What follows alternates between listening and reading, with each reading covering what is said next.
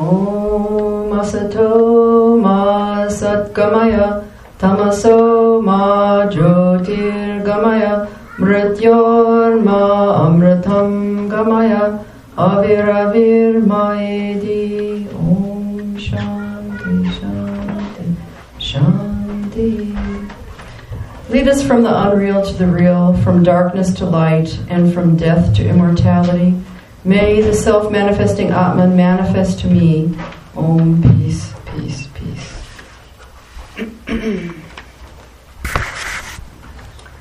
Okay, just a brief summary of what we talked about a couple of days ago. We're talking about practical Vedanta, and from Swamiji's lectures, he picks out, he defines what is the Vedanta philosophy first, which we went over, and how can it be made practical. Well, that's the whole focus of the rest of our time here. So we're going to be talking about various aspects of that. There are about 10 or 12 subtopics that he hits upon in his lectures, but we've chosen to talk about oneness, and then later rationality in religion. So we got quite a bit through oneness, and I want to pick up where we left off because some of it is repetitive, and for those who were not here, they can get an inkling of what it is that we were talking about the other day.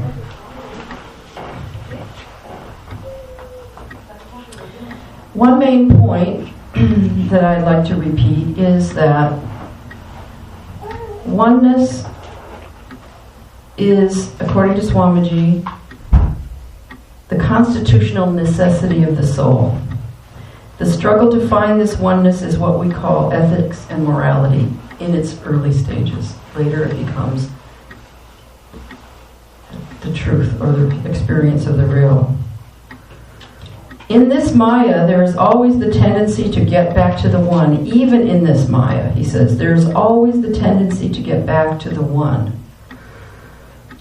Now, I'd like to talk a little bit about Maya because, of course, we could talk for a whole weekend about Maya, but I just want to point out one or two things that might be of significance, practical help to people when it comes to that concept, because there's a lot of confusion about what is Maya actually. Maya comes from a root word which means to measure. So in actuality, we know that we're in Maya whenever we're doing any of a number of mental functions or activities like comparing. Comparing itself has a lot of subheads. Liking and disliking means we're comparing things. Expecting, anticipating, or the opposite of that, dreading, something, means we're measuring something. In a way, we're comparing, so therefore we're measuring.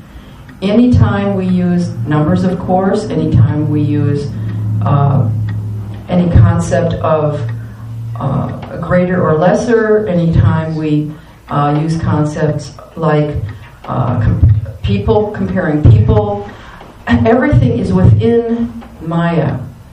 Now, that's one way of looking at it. So when we find ourselves doing those kinds of things, we can say, oh, all right, that means I'm not really seeing the oneness, okay?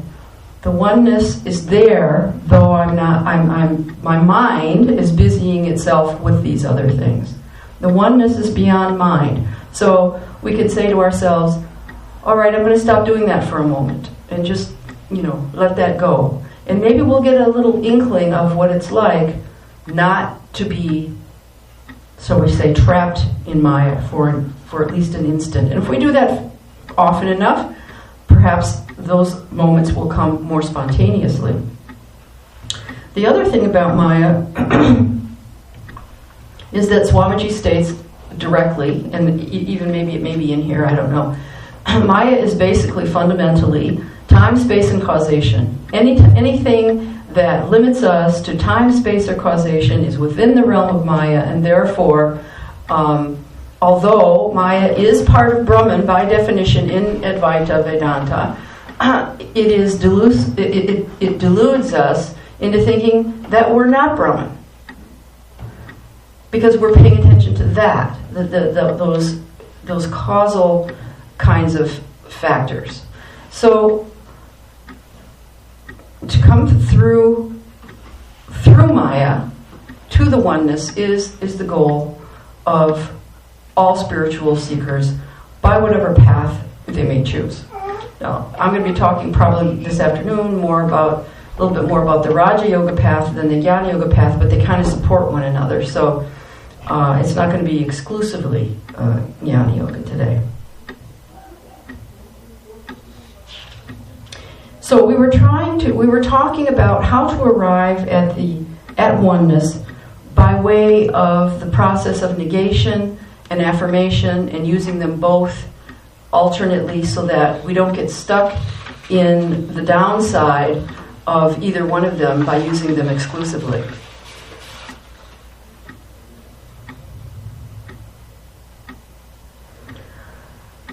So, just a couple words about the affirmation and negation. Negation means the disenfranchisement of the small, separate, personal I. So whenever we're saying not this, we're not denying the existence of something. Although you may hear sometimes people are saying, oh, there's no, this is not here, this is not here. That's not what it means. That's not what it means exactly. Neti means I am not that. I am not that. I am not that. It doesn't mean that that doesn't exist. It means that I am not to be identified with that. Now that could be body, could be mind, could be family, could be country, because I and mine go together, okay?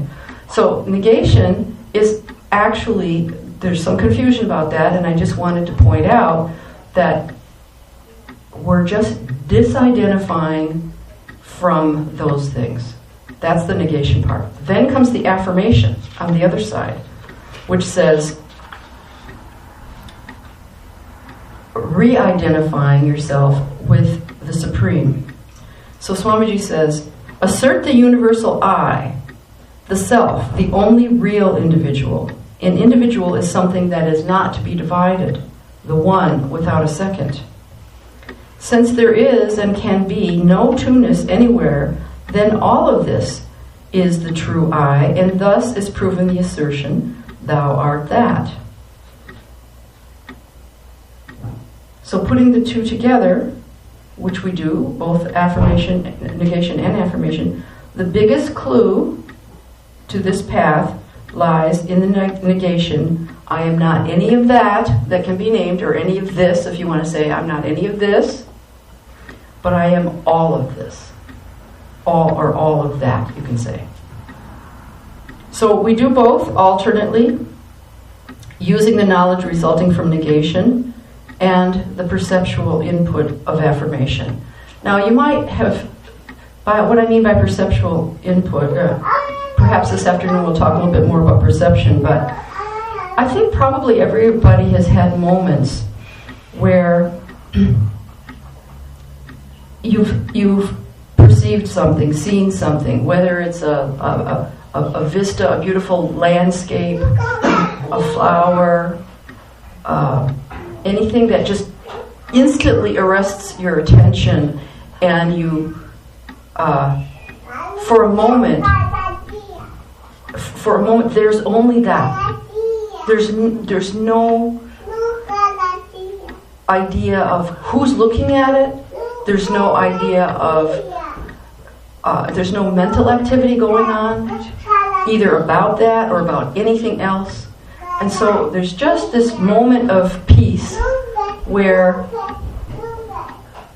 it's like I and whatever that is that I'm seeing are virtually so thoroughly connected that for that instant That's all that seems to exist. Do people understand what I'm saying? Has everybody had some kind of a little inkling of that? I mean, it can be, the thing about it, the problem is, I think, is that we get these things and then we ignore them later. We dismiss them as being sort of anomalous. Oh, it's not part of my everyday whatever, and so after a while we forget it. But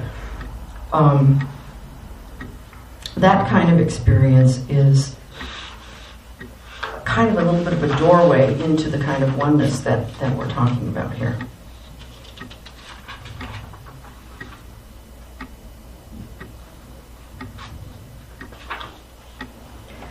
So a lot of this talk about oneness leads us directly into a paradoxical situation. So I wanted to talk a little bit about that by quoting some things from Swamiji. The whole universe is a play of differentiation and oneness. The whole universe is a play of the finite in the infinite.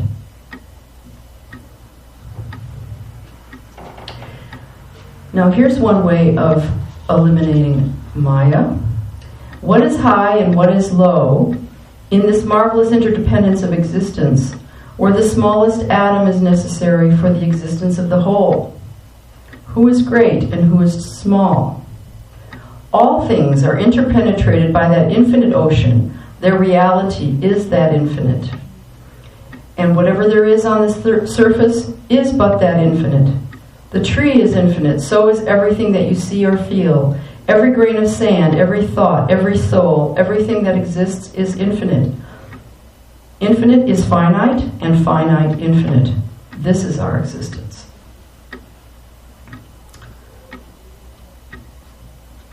He's talking to people at the end of the 19th century who may not have thought about these things, and today also, although most people don't think about these things. His example of a grain of sand comes right from William Blake, who had come, 200 or 300 years prior to him. That's William Blake wrote poetry, and that's one of his, The Universe in a Grain of Sand, I think he said.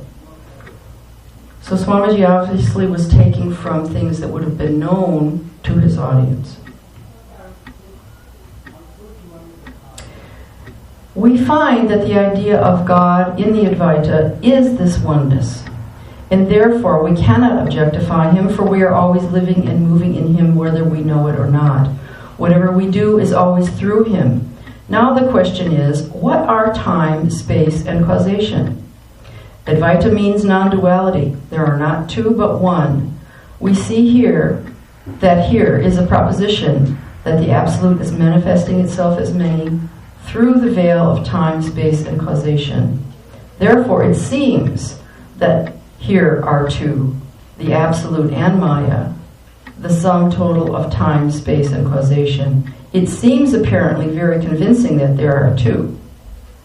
To this, the Vedantist Advaitist replies, it cannot be called two. To have two, we must have two absolute independent existences, which cannot be caused.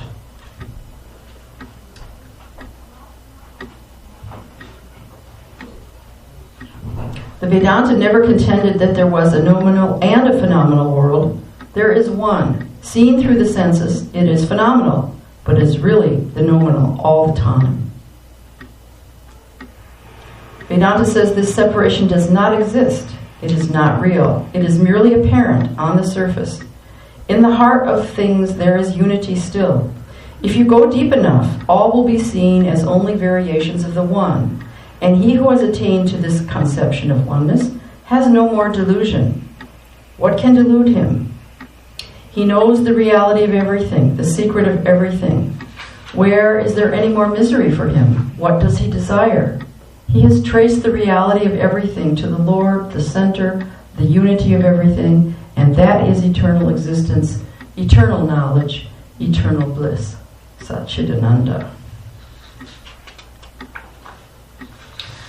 So I hope those few comments for those particularly who were not here yesterday, give a little bit of insight into the idea of oneness as per Swami Vivekananda.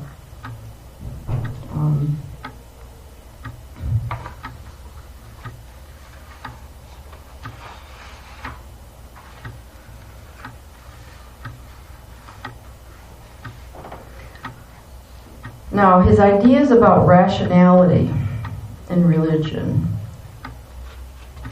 come from primarily the last 2 lectures in the 4-lecture series on practical Vedanta, which he delivered in London in 1896.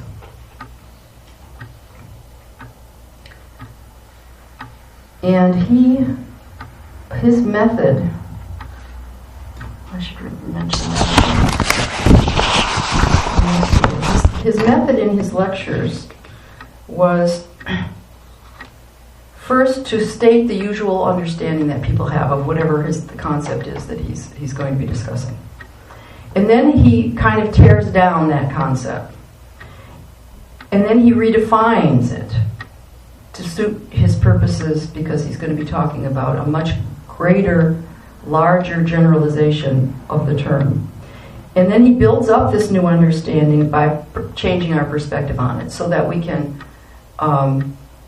basically see that in order to understand Advaita or to feel the truth of that, we really have to just turn ourselves in an opposite direction that we're used to looking from.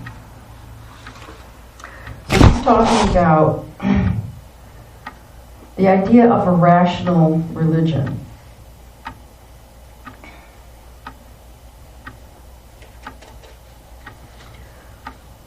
He says, I like this, "We shall answer questions when you can ask them in logical language. Reason will tell you there is only one reality, nothing else." Now, subnote under his logical language. He didn't actually use the word logic that often. He used rationality a lot. Do not ask these questions while you have this Maya mixed up with your understanding. So he's saying to the students, this is why I explained Maya a little earlier, go beyond that.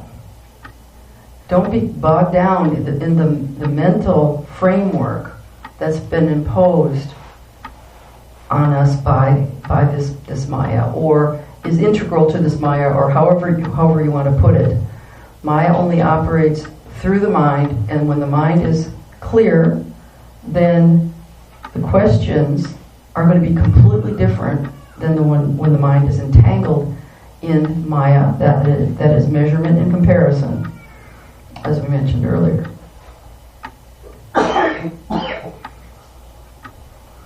If any theory of religion can stand the test of modern reasoning, it is the Advaita, because it fulfills its 2 requirements.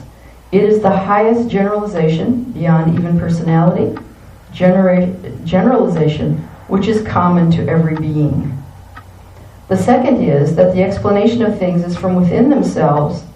There is no outside causal agent. By generalization, which is common to every being, this is part of what the very first thing that I read earlier, the constitutional necessity. It's built into the human being, that yearning, shall we say, that seeking for something greater, bigger, beyond our limited existence. I mean, truthfully, when we stop to think that, our lifespan is so short compared to the Earth, let's say, the life of the Earth. And how many times that the whole continents have been reconstituted on this planet. How many times the oceans have inundated the land, and then the land risen up again. These things take, each of those changes takes millions of years. We have no concept of millions of years. I mean, we're lucky if we make it to 100, 100 years is nothing when it comes to the life on this planet. Therefore, if we identify with life itself, the unbroken chain of life itself, in that we find the immortality that we seek. And the seeking is only there because we think we're not it. Because, again, Swamiji says in other places, don't seek, see. Understand. It's there already. It's not something to be gained or achieved. So, time, being the major constituent of Maya, is holding us back from perceiving and understanding at a deep level. I'm saying understanding not in a mental sense, but in an intuitive, deeper sense, a direct type of perception, that whatever can come into our consciousness, whatever does come into our consciousness, is not separate from us. We contain all of it. We contain all of it because we are at the basis, infinite beings. Yesterday I used the example of a hologram. If you look at the hologram as representing, let's say it was representing the infinite, and you break the hologram and it shatters into little pieces, and each piece we can compare to a so-called individual person. Each piece contains the whole of that infinity. The whole of that infinity. It can't be lost by being shattered into pieces, because it's fundamentally, it contains the whole of it. So this is what when he talks about the generalization which is common to every being. It's common because it's built in. It's not common because someone has sort of decided that, or someone has, through some kind of largesse, granted it. No, it's built in to every person. Okay, so a little bit later, I would like us to do some discussion groups, and I've got some discussion questions here. But between now and then, first of all, what I should do, I suppose, is stop and see if there are questions to this point before I get into the idea of reason and rationality in a little bit more depth. Is there anything that needs to be clarified so far? Okay, then let's go on.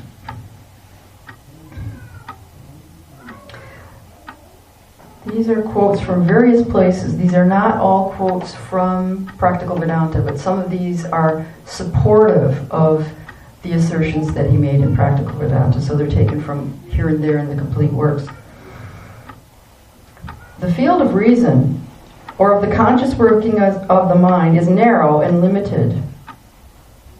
Every attempt to go beyond is impossible, yet it is beyond this circle of reason that there lies all that humanity holds most dear. All these questions, whether there is an immortal soul, whether there is a God, whether there is any supreme intelligence guiding this universe or not, are beyond the field of reason. Reason can never answer these questions. So here we get this again. The proof of religion depends on the truth of the constitution of man. This is what I like about Hinduism, and Advaita in particular, is it's been called an anthropocentric religion. Everything which goes all the way back to the Sankhya philosophy, which someday maybe we'll be able to talk about that. That's the basis of all of the philosophies that ultimately arose in India, whether from the Buddhistic side or the Jainism or whatever. There's a sort of a Sankhyan philosophy that existed prior to all of that the others based their conclusions on, but the point is, right from the very beginning, it was asserted that the very constitution of man includes everything that we know or can possibly know. Look even at, they didn't know this then, maybe they did actually, but we know now for sure. Even when, let's say that from the very inception, or so I should say conception, an embryo goes through the whole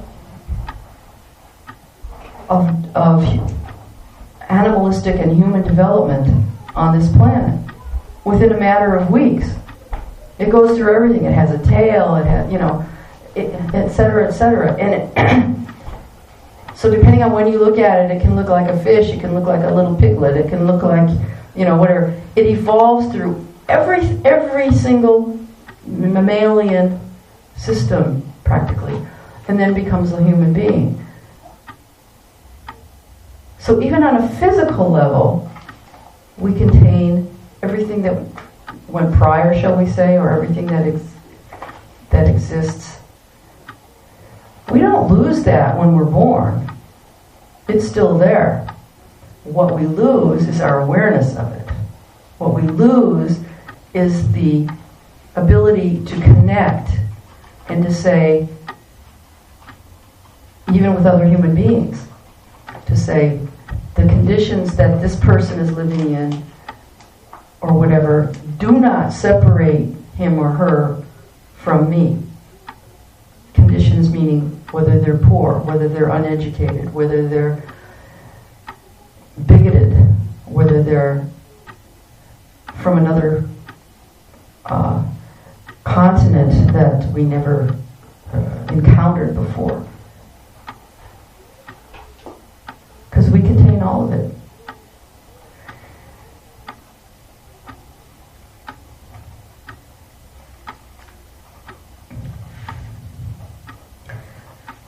Now, not only is it in the constitution of man, but here's Swamiji's putting his finger on a purpose.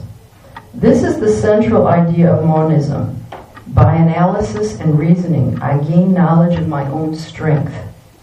Now, Swamiji was big on strength, but you gain knowledge of your own strength because you gain knowledge of your own being. And if your own being is infinite, then where is weakness? What's to be weak? Where, weakness comes because of comparison again. It comes because of my, I'm not as big as so-and-so. I don't have as great of an academic record. I haven't as many patents as somebody else. Et cetera, et cetera. Those comparative kinds of things are unnecessary and possibly even detrimental to our spiritual growth because, as I said before, we contain it all. Let's say we have a situation where somebody has more patents than I do. You understand what I'm saying? Scientific patents, okay, or technological patents or whatever. That person, because there's fundamentally no difference between me and that person, in a sense, his patents are my patents. Because we're utilizing the same consciousness manifesting through everything. How do I know these patents are mine? Because I can read them, I can understand them, I can see them in operation. So that knowledge resides in me. That person may have presumably originated it, but that person actually didn't originate it. Consciousness originated it.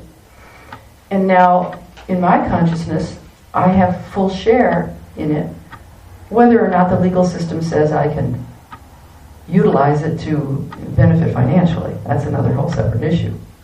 But nevertheless, I can understand it. I can take it, in a sense, as my own. Look at how many of us have these iPhones and stuff, 20 years ago, where was an iPhone?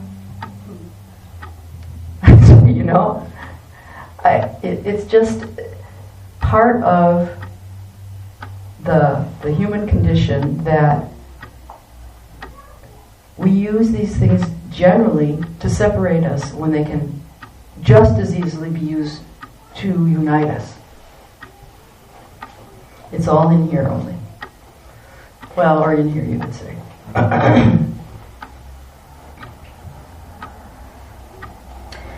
This conquering of the inner man, understanding the secrets of the subtle workings that are within the human mind, and knowing its wonderful secrets, belong entirely to the field of religion.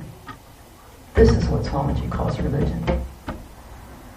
He doesn't say it has to do with rituals and holy books and all of that. No.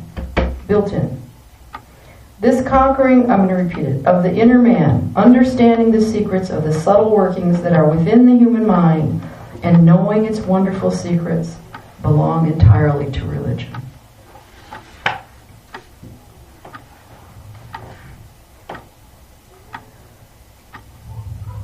We know that reason is limited. Reason can only go to a certain extent. Beyond that, it cannot reach. The circle within which it runs is very, very limited indeed. Now, we're going to switch over to faith or belief, because a lot of times people think of it as being contrary to or something different than rational. So we'll see what he has to say about that. We see that in the study of this Raja Yoga, no faith or belief is necessary. Believe nothing until you find it out for yourself. That is what it teaches us. Truth requires no prop to make it stand. In the first place, there is no mystery in what I teach. It is wrong to believe blindly. You must exercise your own reason and judgment. You must practice and see whether these things happen or not. He's talking about Raja Yoga. Just as you would take up any other science, exactly in the same manner you should take up this science for study. There is neither mystery nor danger in it.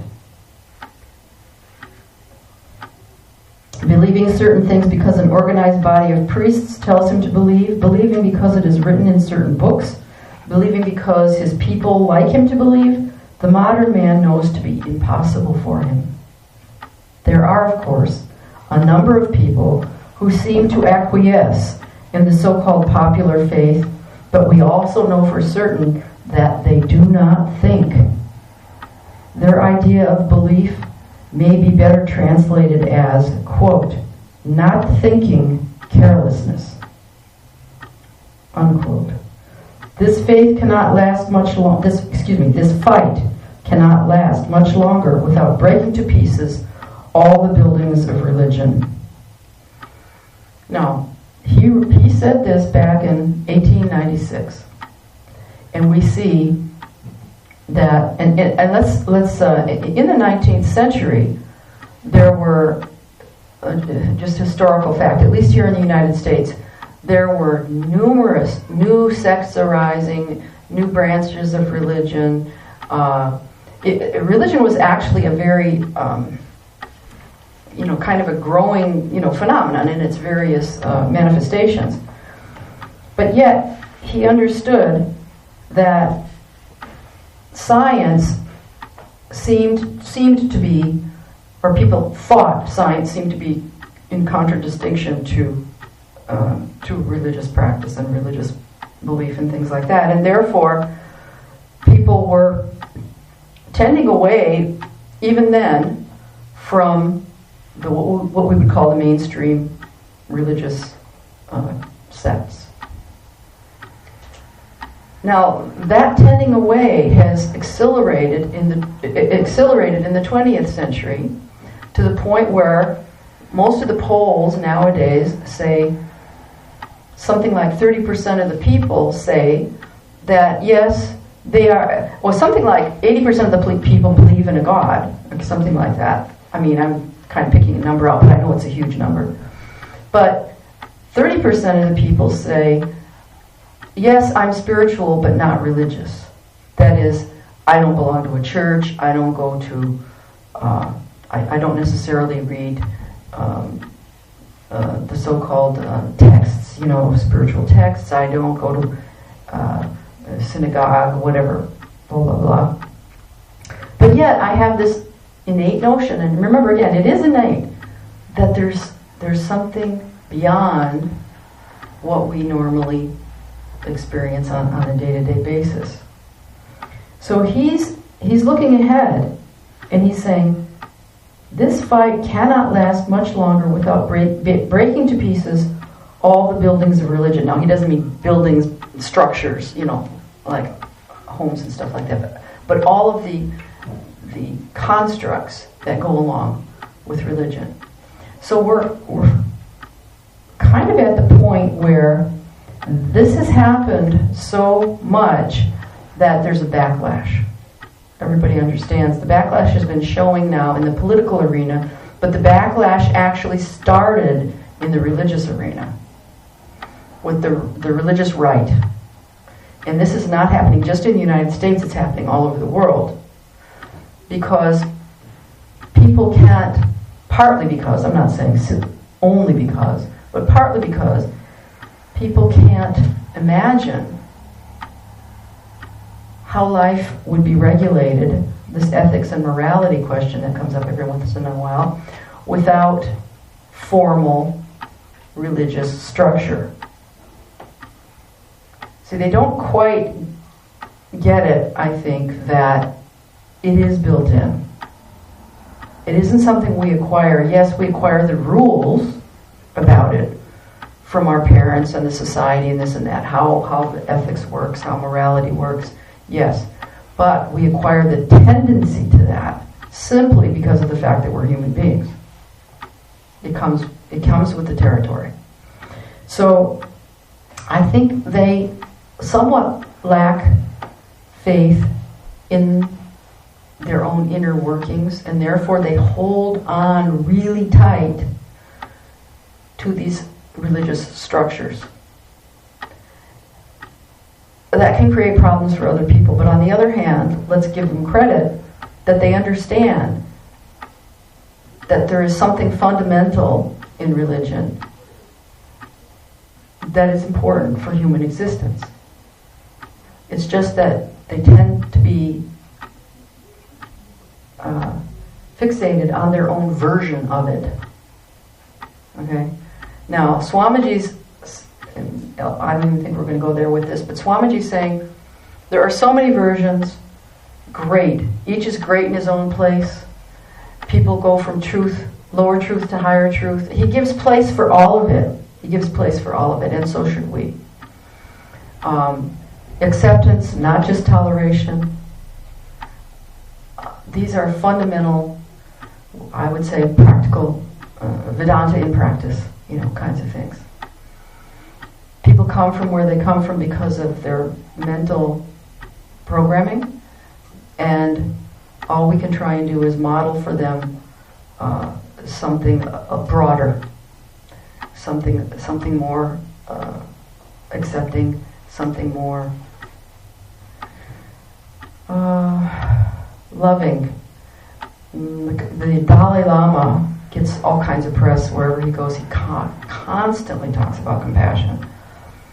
Compassion is one manifestation. I think Vedanta has a better term, the Ananda, which Swami Shraddhananda, who used to be the head of the Sacramento Center, he would just say, forget the bliss. It's love. It means love.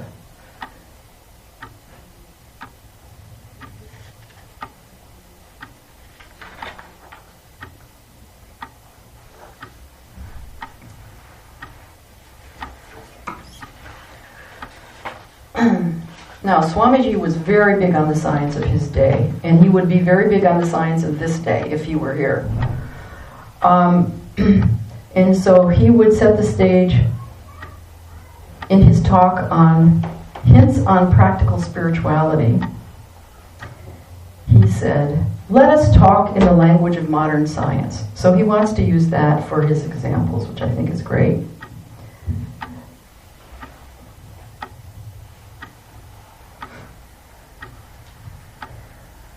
He's talking about generalization, greater and greater generalization until you get to universal generalizations. To this idea, the discoveries of modern science are tending every day, and the latest theory is the theory of evolution. Oh, we love that. Because it's so dovetailed with what we have in Hindu cosmological / practical spirituality.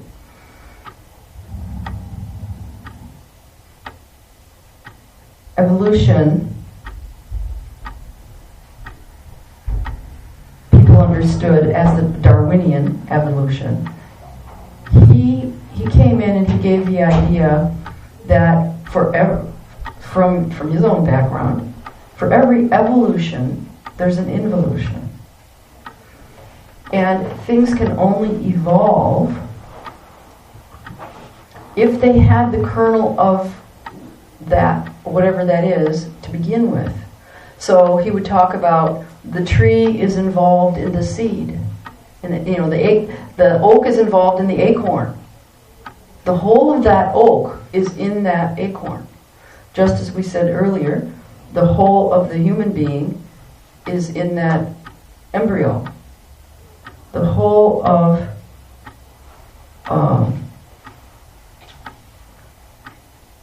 the universe in a grain of sand.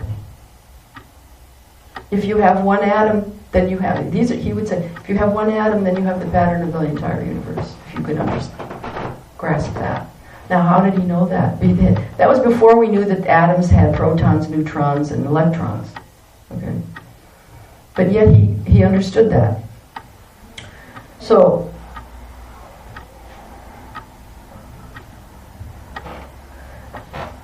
he's talking about, at the Parliament of Religions, in his paper on Hinduism, he's talking about religion, and he says, verification is the perfect proof of a theory, of that tendency. This is in accord with science. So from the very first lectures that he gave in this country, he's talking about science. For science wants to explain everything by habit. Science has to collect facts and generalize. All of our knowledge really consists of classification. When it can be shown that the same thing happens again and again, we are satisfied and we call it law, natural law. But here he goes with his redefining. The end and aim of all science is to find the unity, the one out of which the manifold is being manufactured, the one existing as many. So he's saying, oh yeah, evolution is great. These, by the way, were not sequentially in the same talk, but evolution is great. But don't forget that the one, that all this that has evolved, was involved, is involved in the one. It all comes out of that.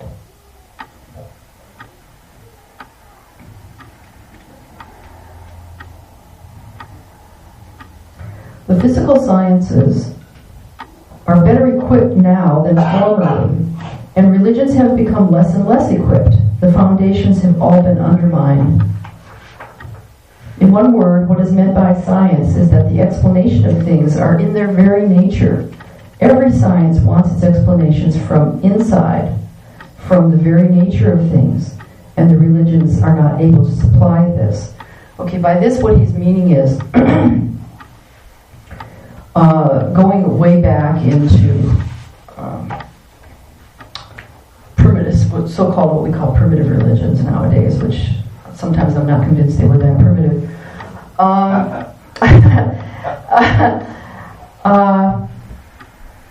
Sometimes because they didn't understand causality that well, they would impute the why something happened to the intervention of some supernatural being. I mean, so we see that like in a lot of the mythological stories of the Puranas and things like that. You know, Indra will suddenly come down and do something, or, you know, whatever. And certainly in the Greek gods were always messing around in human destiny and, you know, and all this kind of thing. That's what he's trying to counteract here, that there's some external cause. No, the science wants its explanations to come from inside the thing itself, from the very nature of things. Because what we see are, he knew very well, are effects. We only can see effects. We have to always infer the causes. And the causes can be so numerous that it's utterly simplistic for us to think that there can be a singular cause to any event. Because everything is so intertwined.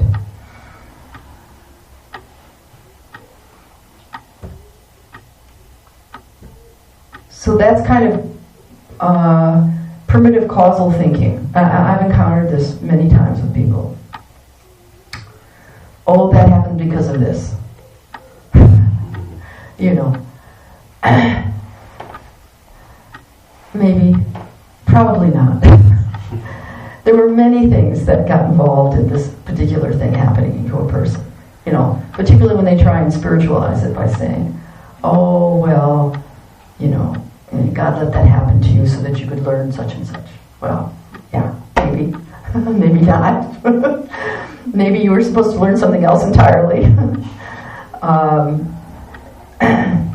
Anyway, that's a diversion.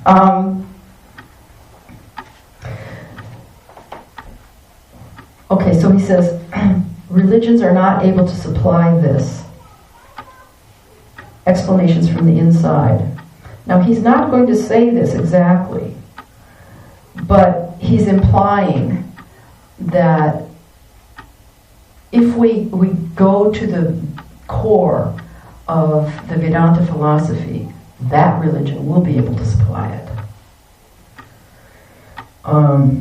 At the present time, these experiences have become obsolete. He's talking about those spiritual experiences that we hear of, like in the Upanishads and you know, these kinds of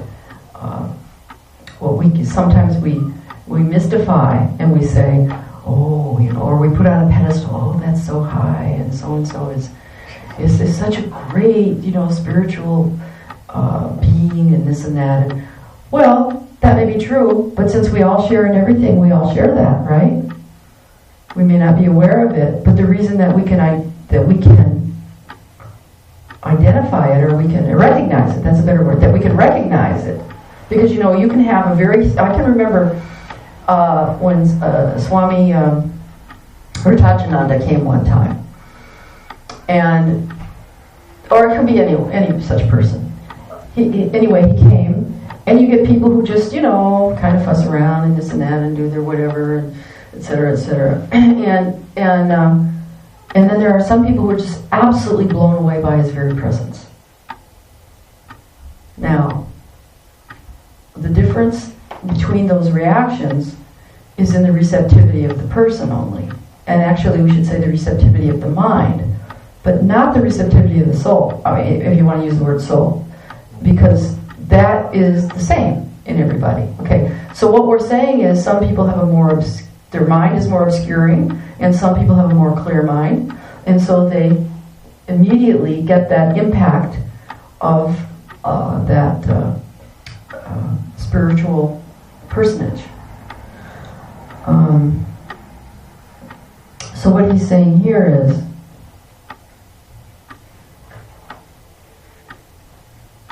at the present time, these experiences have become obsolete. Well, that's because of the obscuration of the mind. Okay? And therefore, we have now to take religion on belief. He's stating that as the normal understanding. Then he says, this I entirely deny. If there has been one experience in this world on any particular branch of knowledge, it absolutely follows that that experience has been possible millions of times before and will be repeated eternally. Uniformity is the rigorous law of nature. What once happened can happen always. So the very fact that there has been one illumined soul in the world means there can be multiple millions of illumined souls in the world. The teachers of the science of yoga, therefore, declare that religion is not only based upon the experience of ancient times, but that no man can be religious until he has the same perceptions himself. Yoga is the science which teaches us how to get these perceptions. It is not much use to talk about religion until one has felt it.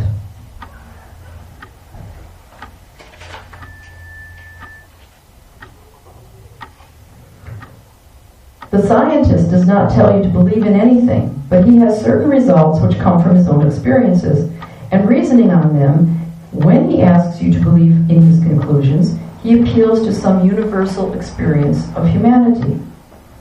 In every exact science, there is a basis which is common to all humanity, so that we can at once see the truth or the fallacy of the conclusions drawn therefrom. Now, the question is, has religion any such basis or not? Well, the previous stuff that I was reading more or less answers that, and then there's actually more of an answer here. The science of Raja Yoga proposes to put before humanity a practical and scientifically worked out method of reaching this truth. In the first place, every science must have its own method of investigation. Each science must have its own methods. They, that means the scientists, invite verification. They ask us to take up the method and practice honestly. And then, science meaning Raja Yoga scientists, they ask us to take up the method and practice honestly, and then, if we do not find this higher truth, we will have the right to say there is no truth to the claim. But before we have done that, we are not rational in denying the truth of their assertions. So we must work faithfully using the prescribed methods, and light will come. So in this talk, we're talking about the affirmation and negation methods. Those are the methods we're talking about. Not specifically the methods that are employed in Raja Yoga per se, but the Raja Yoga that we utilize is examining the workings of the mind and trying to go beyond the workings of the mind. So the conclusion of this section, thus we see that the religion of Vedanta can satisfy the demands of the scientific world by, number one, referring it to the highest generalization and to the law of evolution, and number two, that the explanation of a thing comes from within itself is still more completely satisfied by Vedanta. The Brahman, the god of Vedanta, has nothing outside of himself, nothing at all. All this indeed is he. He is in the universe, he is the universe.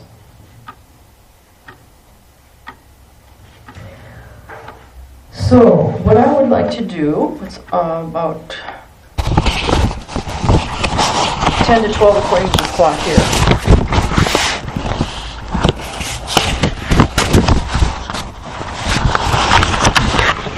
You have a handout? Yeah. We have something handout.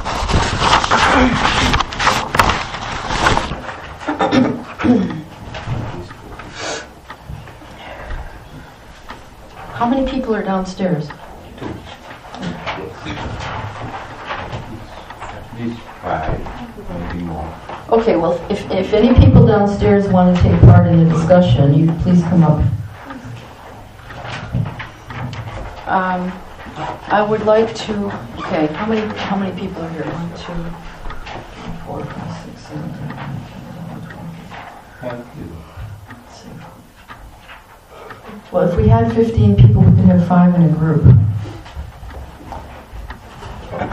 How many here now? I think we've got about 13 here.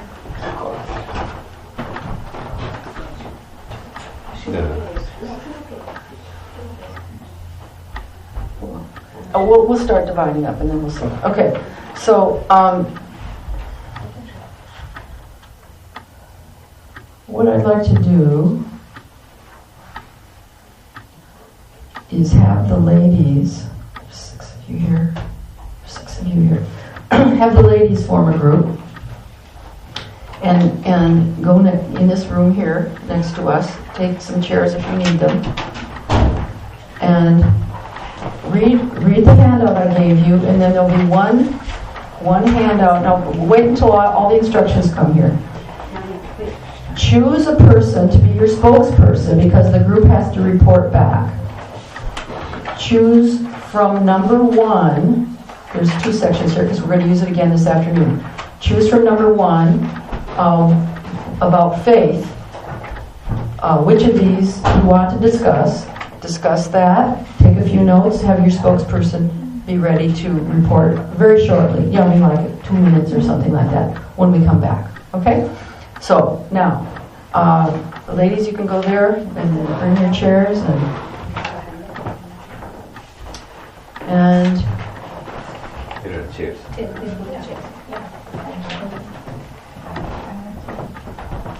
are there any men downstairs? Okay. Okay, this is good. This is good. So four of you go in that corner back there. 4 of the guys, and give them a discussion question thing. And 4 of you can go upstairs. At the top of the stairs, I understand there's a room that you can discuss. Now we're going to take about 15 minutes. We're going to take about 15 minutes, and then we're going to come back together again and give little reports. Okay?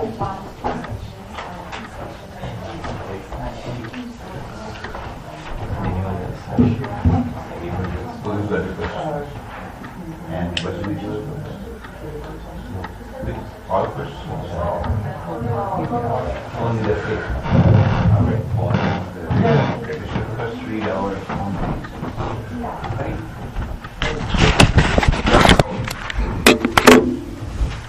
athlete associates themselves with their physical being so they can develop that greatly. So, and a spiritual person would associate themselves greatly with that so that they could develop that highly. So it's kind of whichever self that person associated themselves with most, whatever they put their heart into. Okay. Fine. Let's go on to the next group, and then maybe at the end we can, if there's any residual things that people want to make to the whole group, we can do that. So the ladies group. Let's do the ladies group next. We focused on which self.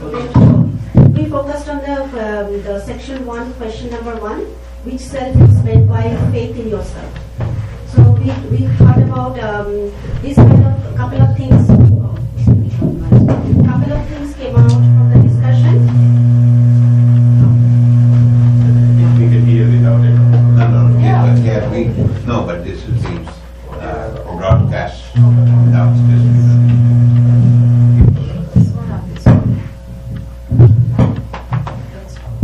Okay, so this is which self is meant by faith in yourself. So we thought that we can divide the self into big self, which we can call as a bigger world, and small self, which is we can call myself. And we think that earlier you mentioned that the whole world, we can think the whole world evolved from one small unit, or the entire human body evolved from one small embryo. So we can, it's not that the whole world is us. If we can go beyond us, that's a bigger self. And smaller self, when we talk about it, it's about having confidence in myself, having positive energy, removing the negative energy, and not only that, giving it out to others. In that way, we can be independent, and we can be free, and we will not be bogged down by the small things. And there is also, as Vedanta says, that one has to believe in personal God outside of himself.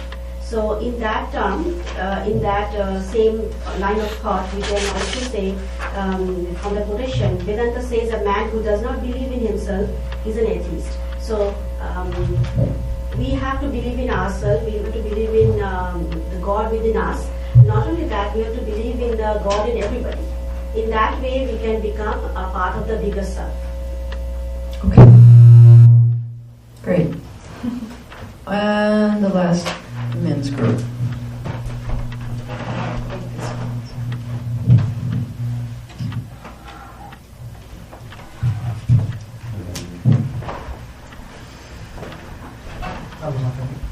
So we we started with the first question, but I think we covered the last two in a little bit. So we started with which self is meant by faith in yourself. So the first one, in this context, we began with confidence, that someone has to be confident to have the faith in themselves to do an action or activity. And as the discussion turned out, that there are a number of layers, different layers that are there once the individual self, this faith in mankind, the consciousness beyond death, and the changes that have to be brought in the mankind. So as we were discussing this, we also discussed about the overconfidence or the bigness of the world. So if someone can see the bigness or the vastness of the world, they do not have to be domineering. They can see the big and they can be less domineering. And in the same way, the third question that we discussed, which was, if I do not have the faith in myself, I can see the bigness of the world or the vastness of the world and feel like I'm part of it, that I can go forward. Yes, instead of being squelched by it. Right. Okay, great. Those were some of the points. Okay. Now, for the other people who did not do the reporting, is there anything that you think was left over from your discussion in your group that you'd like to bring out? I would just supplement what Shiva just now said. For the first few minutes, we discussed what does faith mean in this case. Earlier, you were talking about faith doesn't have to be exclusive of rational thinking. So we said, which faith is that? Is that this big faith a rational faith? But we said, no. For this particular question, we are talking about the faith means confidence. So we substituted the question as, you have confidence in the self, okay. Which self are we talking about? Mm-hmm. Okay. Any of the other ladies have anything you want to say? Okay, and then give the mic here. Yeah. So Sachil said that anyone who has faith in oneself.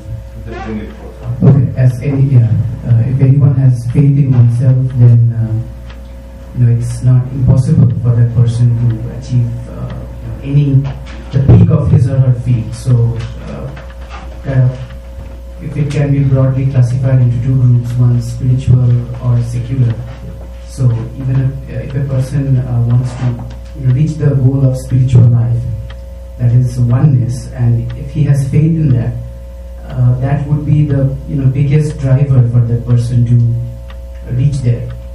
And likewise, if a person is on secular field like science or sports, so he could also, that faith would be the foundation stone of him reaching that. So, and more importantly, Vedanta, establishes that or guides him in that quest, is because Vedanta removes weakness from a person's mind. So we talk about the Vedantic line. So if there is no weakness, there is no jealousy, there is no hatred, which are, I would think, impediments to a person's success, be it spiritual or be secular. So yes, but we can't be assured of success always. All we can be assured of is to do our best. Yes. Yeah. And the result may not end up successful. If it does, great. If not, then we have still done our best. Yes. We should be. Vedanta also guides us in that, because to be peace with oneself is also something.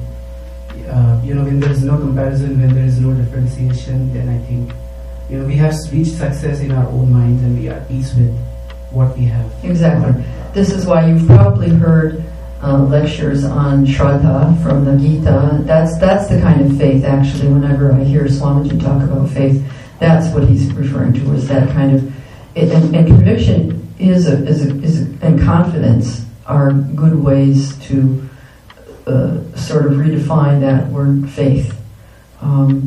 And the confidence coming from a deeper source than what appears on the surface. So very good. Let me just. I think that's great. It's good that you come from different layers. Because it is true, and even in our ordinary use of the term self, we don't always understand where the other person is coming from. One person may be using it at this level, and another person is using it on this level. So sometimes communication is a little bit difficult, but we do use it on all those different levels, and so therefore it's important to differentiate and not forget that shall we say, the innermost or the highest or even the deepest, it depends on how you want to look at it, level represents the very essence of our being, existence, consciousness, bliss. So, okay, I hope that you found this to be a good exercise. I don't want to have people just sitting and listening all the time. That gets very boring. So we'll do again this afternoon something. So in the meantime, we're almost at 12:30, and I'm just going to, unless you have some question you want to ask very briefly that I can go into, I'll close. Okay.